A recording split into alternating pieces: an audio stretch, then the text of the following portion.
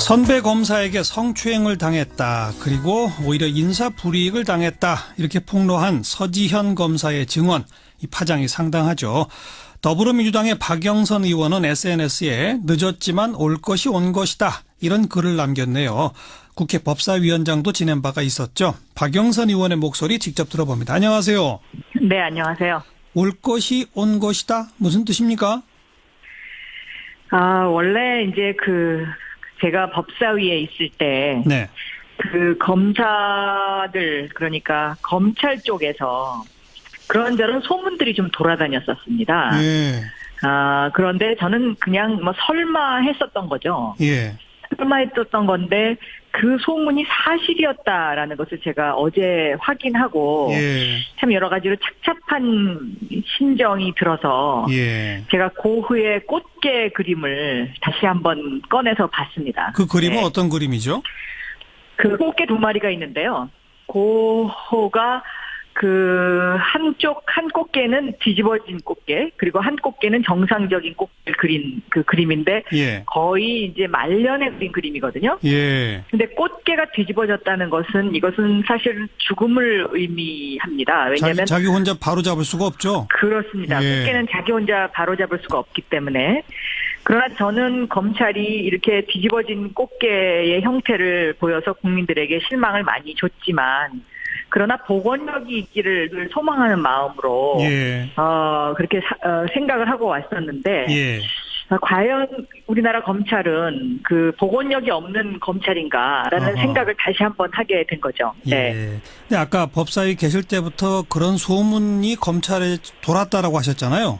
네네. 검찰 조직이 좀 이런 성추행, 성폭행, 이런 문제에 대해서 제대로 외부로 안 알려지는 그런 조직인가요? 우리나라가 이제 검찰이 기소권도 갖고 있고 수사권도 가지고 있지 않습니까? 예. 그리고 실질적으로 검찰이 하는 일 중에 하나가 이런 성추행범을 잡는 일인데요. 당연하죠. 잡을 때는 아주 날카로운 칼을 들이대죠. 예. 그런데 자신들의 잘못을 다시 이제 그것을 수사를 해야 된다든가 이런 상황이 오면, 예. 지금까지 우리나라의 검찰은 수사권과 기소권을 동시에 갖고 있기 때문에, 네. 어느 다른 기관에서 이것을 범접하기가 굉장히 힘들어지는 거죠. 예. 예. 그러니까 그냥 덮을 수가 있는 거죠. 예. 경찰이 뭐라고 하면 조용히 해. 이렇게 되면 그냥 들어가야 되는 거고요. 네. 검사들 스스로도 예를 들면 검사를 감찰하는 감찰 기능이 지금 이제 제대로 작동하지 않고 있는 거죠. 예. 왜냐하면 어제 내용을 보면 당시에 이문정 검사가 이 감찰을 제대로 해야 되는 거 아니냐 그랬더니 피해자가 아무 소리도 안 하는데 뭐하러 이걸 하느냐 이제 이렇게 해서 이게 무마가 됐다는 내용이지 않습니까? 피해자 가만히 있는데 왜 들쑤시냐 이랬다는 거죠. 그렇습니다. 예. 네네. 그러니까 스스로 자정 능력이 없는 거죠. 지금 현재의 이 시스템대로 그대로 간다면. 예. 그러면 여기서 주는 메시지는 무엇이냐? 검찰을 견제할 수 있는 기능이 반드시 주어져야 된다는 것입니다. 예. 그래서 검경 수사권 조정 문제가 또 다시 불거질 수밖에 없는. 예. 왜냐하면 수사권이 만약에 경찰에게 있다고 하면 이 문제를, 검찰 내부의 문제를 경찰에다 고발을 하면 사실은 이건 외부로 노출될 수밖에 없는 거죠. 그렇죠. 그런데 지금 우리나라 현실은 검찰이 수사권과 기소권 모두를 갖고 있기 때문에, 네. 얼마든지 사건을 덮을 수 있는 그런 무소불위의 권력에 대한 비판이 다시 한번 일어날 수밖에 없지 않나, 저는 네. 그렇게 생각하고 있습니다. 서지현 검사는 간부로부터 당한 성희롱 외에 또 여러 건이 더 있었다라고 또 추가 폭로를 하고 나서지 않았습니까? 네. 그런 걸로 봐서 이 검찰 조직이 사실 여검사들이 배출되기 시작한 지도 그렇게 오래되지 않았고 남성 위주의 권력 상하 관계가 엄격한 이런 조직의 특성 같은 것도 분명히 작용하지 않았을까요? 그렇습니다. 네. 지금 현재 여검사 중에 가장 이제 높은 지위에 오른 검사가 검사장 딱 한 명 있는데요. 예.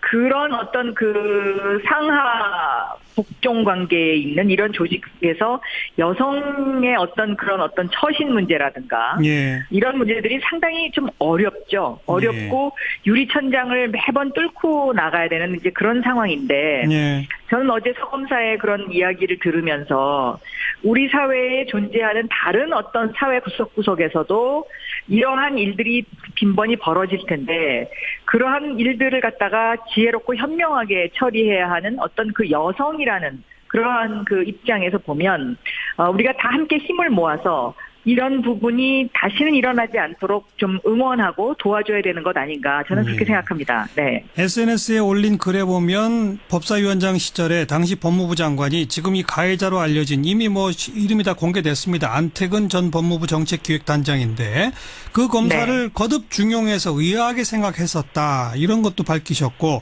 또 지금 그 뭔가 진실을 밝히려고 했던 임은정 검사 법안 심의 때 뭔가 할 말이 있는 눈으로 나를 응시를 하곤 했다. 이런 글도 쓰셨는데 확실히 낌새가 그랬습니까?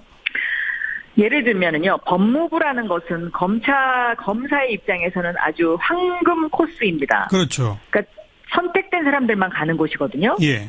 그런데 그 당시에 법무부 장관도 그랬고 그 후임 법무부 장관도 그랬고 이분을 굉장히 끼고 돌았습니다. 예. 그러니까 법무부의 주요 직책 국장 자리를 3번을 했습니다. 예. 이거는 굉장히 찾기 힘든 일입니다. 그래서 제가 그 당시에도 도대체 이분의 뒤에는 뭐가 있길래 계속 이 사람을 이렇게 중용을 하는 걸까라는 의문이 좀 있었고요. 예. 그리고 임은정 검사 같은 경우도 법무부에 근무한 적이 있는데 그 당시에 법안 심의를 하러 국회에 자주 왔었습니다. 예. 근데 임은정 검사가 물론 저하고 이런저런 사석에서도 뭐 가끔 이렇게 우연히 만나곤 했습니다만은 예. 그 사석에서 뭐 이런저런 이런 이야기를 한 적은 없습니다. 예. 그러나 제 느낌과 그다음에 그 눈빛과 이 눈빛 대화를 보면 뭔가 얘기하고 싶은 게 굉장히 있는데 예. 검사로서 공무원이기 때문에 이야기를 못한다는 것을 제가 충분히 느낄 수 있을 정도의 그런 상황이었습니다. 네. 그리고 그 안태근 전 검사, 그 다음에 왜 피해자 가만히 있는데 들쑤시냐 이렇게 호통을 쳤던 사람은 현재 자유한국당 최교일 의원으로 밝혀졌는데 두 분 다 전혀 그런 사실 없다, 기억이 나지 않는다, 뭐 이런 반응이에요. 그건 어떻게 보세요? 그거는 뭐 흔히들 그 일반적으로 이제 그 피해가기 위한 그러한 답변이라고 생각하고요. 저는 인간이 그 다른 동물과 다른 것은 수호지심, 즉 부끄러움을 아는 마음이라고 생각을 합니다. 예. 그래서 지금이라도 저는 그냥 솔직하게 털어놓고 용서를 구하는 것이 그것이 옳은 길이 아닌가 이렇게 생각을 하고요. 네. 검찰 스스로 회복력이 없는 집단처럼 보여지는 것. 저는 이것이 또 국민적 굉장히 불행이다라고 생각합니다. 국가적 불행이고요. 예. 그렇기 때문에 검찰이라는 조직도 올바로 설 수 있도록 했으면 정말로 좋겠습니다. 네. 그런데 문무일 검찰총장도 철저히 조사해서 응물의 대가를 치르게 하겠다라고 했습니다만 실제 지금 뭐 이미 친고죄의 고소 기간을 넘었다. 그래서 처벌이 힘들다. 또 이미 그 검사도 아니기 때문에 감찰도 불가능하다. 이거 뭐 어떻게 되는 겁니까? 그런 법적인 문제가 있다고 생각합니다. 왜냐하면 이것이 제가 보기에는 7, 8년 전의 일일 테니까요. 예. 그러나 저는 그렇기 때문에 오히려 저는 그냥 진솔한 마음으로 사죄하는 것. 네. 그것이 제일 뭔가 이 사건을 해결할 수 있는 방법이 아닐까 생각하고요. 예. 이 사건을 계기로 해서 저는 검찰이 좀 새로 거듭났으면 좋겠습니다. 물론 요즘 이제 그 검찰이 어떤 명예회복을 위해서 또 열심히 하려고 한다는 것은 잘 알고 있습니다. 예. 그런데 지금 현재의 검찰에 주어진 권력이 너무 과도하기 때문에 자칫 오만해질 수 있고 또 지나치게 그 권력형의 구조를 가질 수밖에 없는 이런 구조. 예. 이것을 빨리 고쳐야 되는 것 아닌가. 알겠습니다. 국민들이 여기에 힘을 실어줘야 되는 것 아닌가. 저는 그렇게 생각합니다. 그렇죠. 검찰 개혁으로 연결돼야 한다 이 말씀이고. 오늘 전화 연결된 김에 인공지능 AI 로봇 소피아라고 있잖아요. 그렇습니다. 예. 어디서 만든 거죠?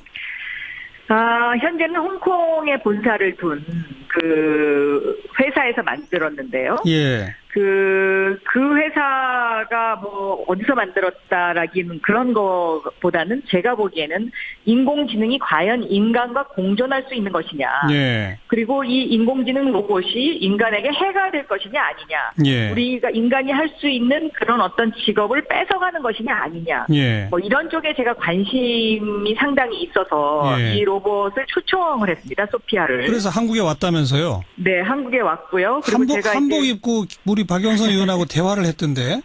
맞습니다. 예. 대화해보니까 몇 살짜리하고 얘기하는 것 같았어요? 이 로봇이 만들어진 것은 뭐 2년밖에 되지 않았지만 예. 성인이라고 해야겠죠. 왜냐하면 이 로봇은 학습하는 대로 이야기하는 것이니까요. 예. 그래서 제가 지난해 7월 달에 로봇 기본법이라는 것을 발의를 했는데요. 예. 이 로봇 기본법의 핵심 어젠다가 전자적인 인격체로서의 예우를 해줄 것이냐 말 것이냐의 문제입니다. 네. 근데 이게 왜 중요하냐? 앞으로 자율주행차가 다니지 않습니까? 그러면 이 자율주행차가 사고를 냈을 경우에 이걸 어떻게 할 거냐? 예. 이런 것에 대한 법적 대비가 필요하거든요. 예. 그런데 만약에 전자인격체로 인정을 하게 되면 보험 가입이 가능해집니다. 그러니까 이 법 해석을 어떻게 하고 법의 규정을 어떻게 두느냐에 따라서 이 인공지능 로봇이 알겠어요. 산업에 미치는 영향이 굉장히 큰 거죠. 그거 좀 네. 고민해야 할 주제고. 네네. 아무튼 대화할 만 하시던가요? 대화는 할 만합니다. 그리고 그 대화를 통해서 예. 느끼는 것도 많습니다. 제가 네. 느낀 것은요. 우리가 로봇 하면은 뭔가 약간 무섭고 섬뜩하고 우리가 또 로봇한테 공격을 당하면 어떻게 될까 하는 그런 걱정이 있었습니다. 실제로 저도 그랬고요. 예.